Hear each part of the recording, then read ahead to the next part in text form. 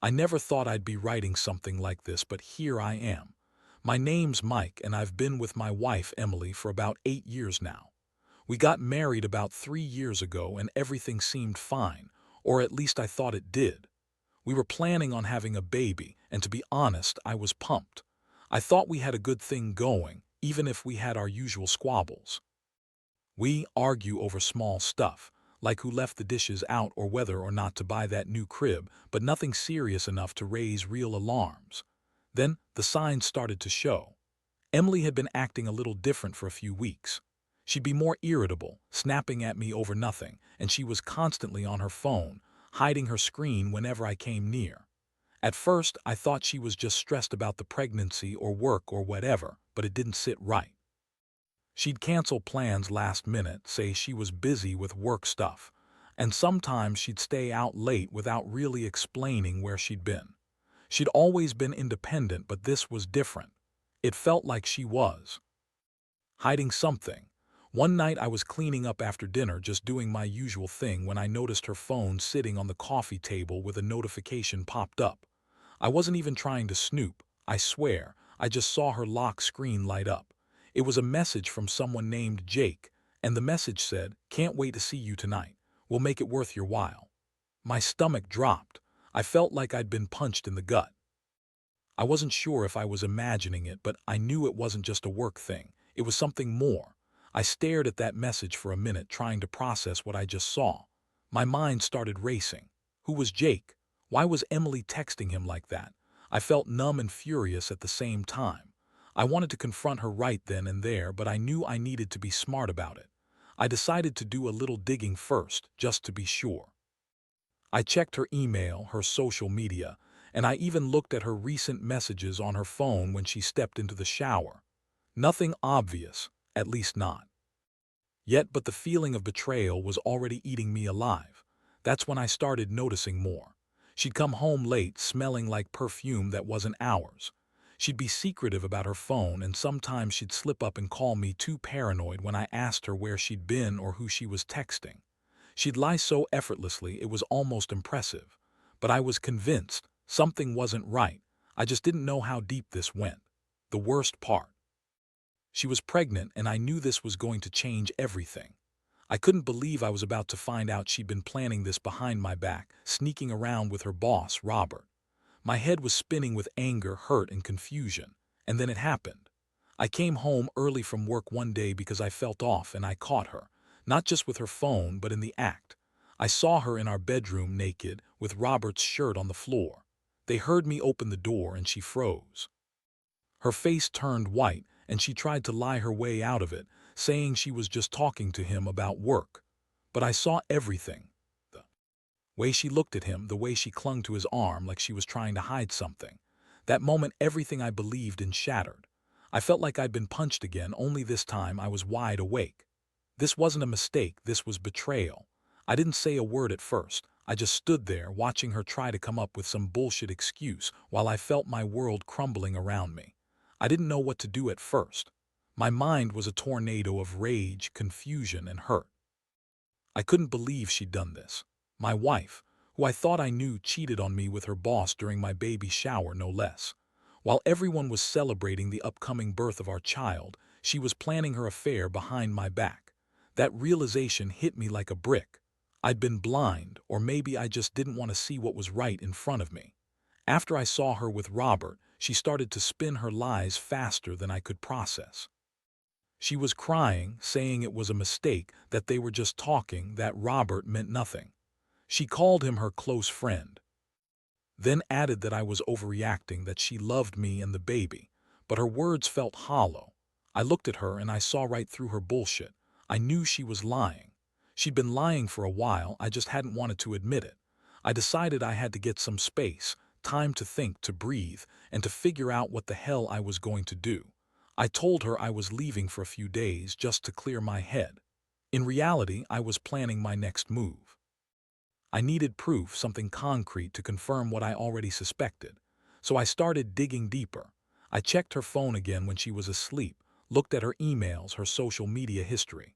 Sure enough, I found more messages from Robert, even more flirtatious stuff, talk about meeting up after work, plans for secret dinners, or just us. And every time she'd brush it off, say she was stressed, or that Robert was just a good boss who was trying to be friendly.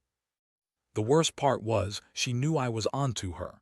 She caught me snooping once and her bitchy attitude kicked in. She told me I was paranoid, that I was ruining everything, that I was just insecure because I was about to become a dad. And she had this way of making me question myself, making me feel like I was the crazy one. But I was. I knew she was cheating. I could feel it in my bones. Eventually, I couldn't keep pretending everything was okay. I sat her down face to face, trying to keep my voice steady. I told her I knew about her affair, that I saw her with Robert, and that I didn't want any more lies. Her reaction was infuriating. She looked at me, rolling her eyes, and said, "Oh, please, Mike, you're overreacting. I've been stressed and you know I have a temper. You're just insecure because of the pregnancy." That was her go-to line. She kept lying, trying to gaslight me into thinking I was the problem. I felt my blood boil. How could she be so bitchy about everything, so dismissive of what she did? She acts like she's the victim when she's the one who threw everything away. At that moment, I realized I couldn't keep pretending anymore. My trust was shattered, and her lies only made it worse.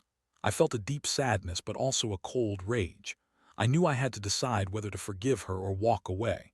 But before I could make that choice, I needed to see just how deep her lies went.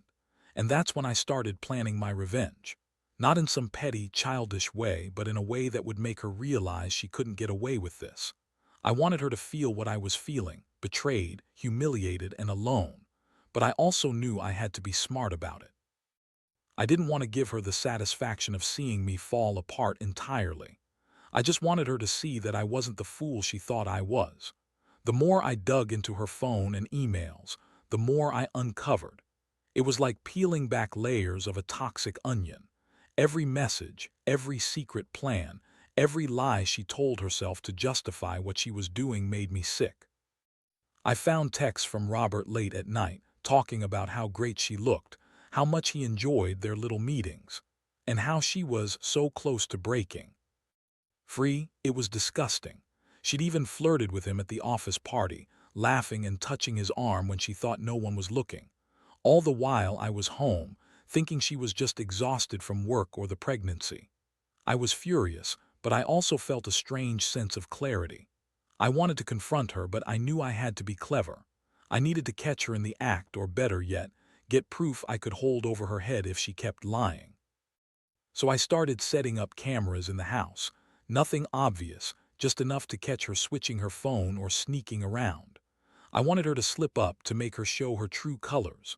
One night, I waited until she was supposed to be asleep. I hid my phone, turned on the camera app, and just watched her more or less from afar. Sure enough, around midnight she got up, tiptoed out of bed, and quietly grabbed her phone. I watched her unlock it, then start typing. Another message to Robert. I was sure of it. I felt my fists clench. I was about to lose my mind. This was the final proof I needed. I snapped a bunch of screenshots, captured her in the act. That's when I finally knew I had her. No more guessing, no more doubts. When I confronted her the next morning, I was calm but cold. I laid out the evidence, showed her the screenshots, the messages, the times she'd been sneaking around. Her face turned red with anger, but I could see the panic in her eyes.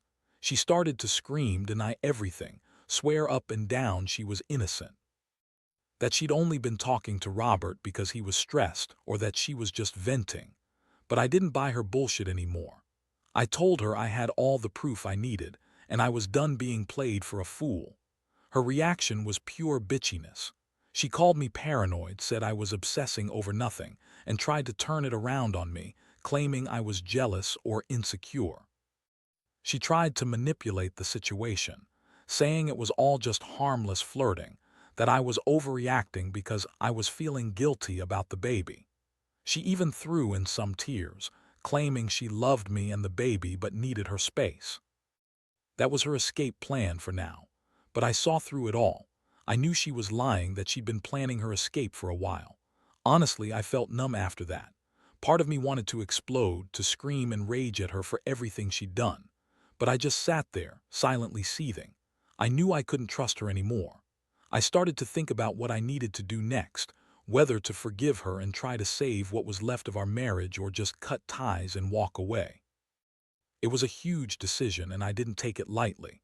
But one thing was clear. I wasn't going to let her ruin my life, not like this. If she wanted to keep lying and sneaking around, she could do it without me. I was done being a victim in my own house. After laying everything out on the table with her, I expected some kind of remorse, some sign that she finally understood the gravity of what she'd done. Instead, Emily's reaction was infuriating. She looked at me like I was the crazy one, like I'd just made up the whole thing.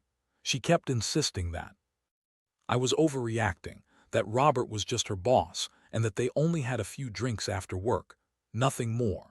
She called me paranoid, said I didn't trust her, and that I was just jealous because I was feeling insecure about the pregnancy and the upcoming baby.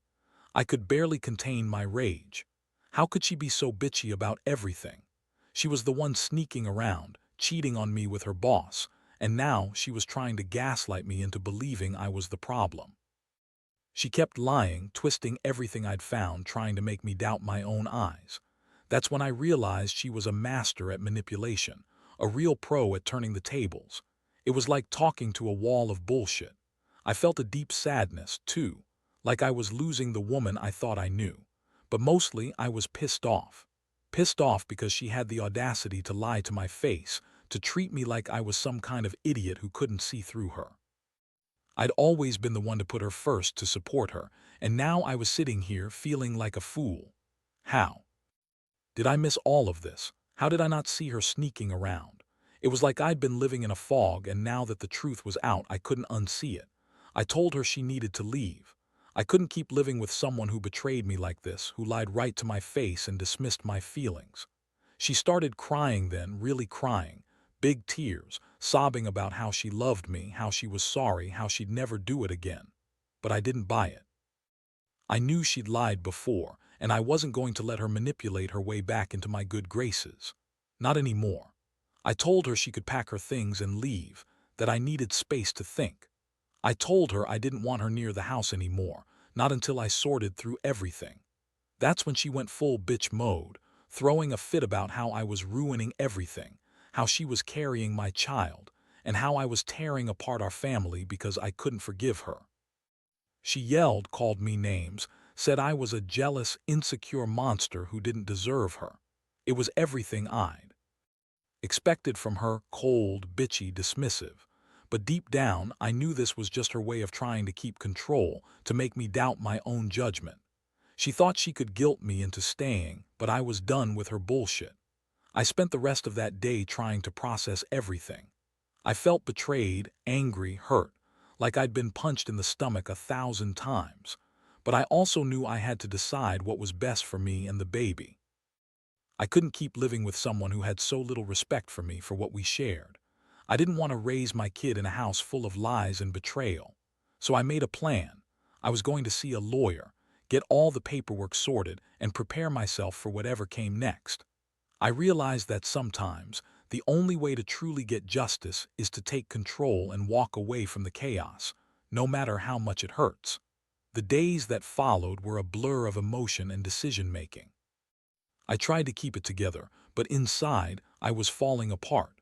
Every time I looked at her empty side of the bed or saw her name pop up on my phone, my stomach clenched. I knew I had to do what was best for me and my kid, but part of me still hoped she'd come to her senses and admit everything. That hope was quickly fading. Instead, she doubled down on her lies, acting like she was the innocent one in all this mess. I went to see a lawyer as soon as I could. I needed to understand my rights, what I was entitled to, and how to protect myself and the baby. When I sat down with her, I realized just how much damage had been done. The lawyer explained that I could file for custody, ask for a paternity test if necessary, and even seek some form of compensation for the emotional wreckage she'd caused. Hearing all that, I felt a strange mix of relief and rage. Relief because I finally had a plan, and rage because she'd turned my life upside down for her own selfish reasons. Meanwhile, Emily kept trying to guilt-trip me. She called crying about how much she loved me, saying she'd change, begging me not to take everything away from her. But I was stupid. I saw through her tears and lies. She was just trying to manipulate me into staying to keep her foothold. She'd even show up at the house unexpectedly, acting like nothing was wrong, trying to get me to soften. But I knew better. I didn't want her fake remorse. I wanted the truth, and I wanted out. One night she showed up at the door looking desperate. She begged me to let her stay, to give her another chance, promising she'd cut ties with Robert and that she'd be the wife I deserved. She even tried to blame me, said I was too paranoid, too controlling, that I didn't trust her. It was the same tired narrative. I told her she was full of shit, that I didn't believe a word she said anymore. I told her she lost her chance. If she really loved me and the baby, she wouldn't have cheated, lied, and manipulated her way through our lives. She just stared at me silent, then turned and walked away, muttering under her breath. Deep down, I felt like I was starting to breathe again, like I was finally taking control of my life. I knew there would be more pain ahead, but I was done letting her manipulate me. I'd been naive, maybe even foolish, to trust her so blindly. But now I trusted myself. I realized I needed to focus on my son, on healing, and on rebuilding what she'd shattered. I'd never thought I'd be in this position, but I guess life has a funny way of showing you what really matters. And for me, that's my kid, my dignity, and moving forward without her bitchy, manipulative ass. Looking back now, I realize how much this whole experience has changed me. I never thought I'd be the guy sitting here, reflecting on betrayal, heartbreak, and the bitter taste of realizing I didn't really know the woman I married. It's a kind of pain that sticks with you, but it also somehow sharpens your senses. You start to see people for who they really are, not just who you want them to be. I moved out of the house, got a place close by so I could be near my son. The court stuff took some time, but I managed to secure custody of the baby and limited her visitation. She's still trying to get back in, still pretending. She's the victim, but I see her for what she is now. A selfish, manipulative woman who thought she could have her cake and eat it too. Honestly, I don't even feel anger anymore. It's more like a deep disappointment, a realization that love and trust are fragile things, easily shattered by lies and selfishness. I've learned a lot from all this. Mainly that trust isn't just handed over blindly. It's earned and maintained, and betrayal cuts deeper than I ever imagined. I also learned that sometimes you have to walk away from what's toxic, no matter how much it hurts, because staying means losing yourself. I'm still healing, still working through the pain, but I know I'll come out stronger for it. To anyone reading this who's going through something similar, here's what I'd say. Don't ignore the signs. Trust your gut and don't be afraid to confront the truth, no matter how hard it is. It's better to face it head-on than live in denial. If your partner cheats or manipulates, don't let them make you feel like it's your fault. You deserve honesty, respect, and someone who values you, especially when you're about to bring a child into this world. And if they don't give you those things, walk away. The pain of letting go pales in comparison to the pain of being stuck with someone who doesn't deserve you. I don't know how the future will look, but I do know this. I'm done being the fool who believed in fairy tales. Now I'm focused on my son and building a life based on honesty, strength, and self-respect. The betrayal was a blow, no doubt, but I refuse to let it define me. I'll rebuild, I'll move on, and I'll do everything I can to be better, not just for me but for my kid. Because in the end, that's what matters most.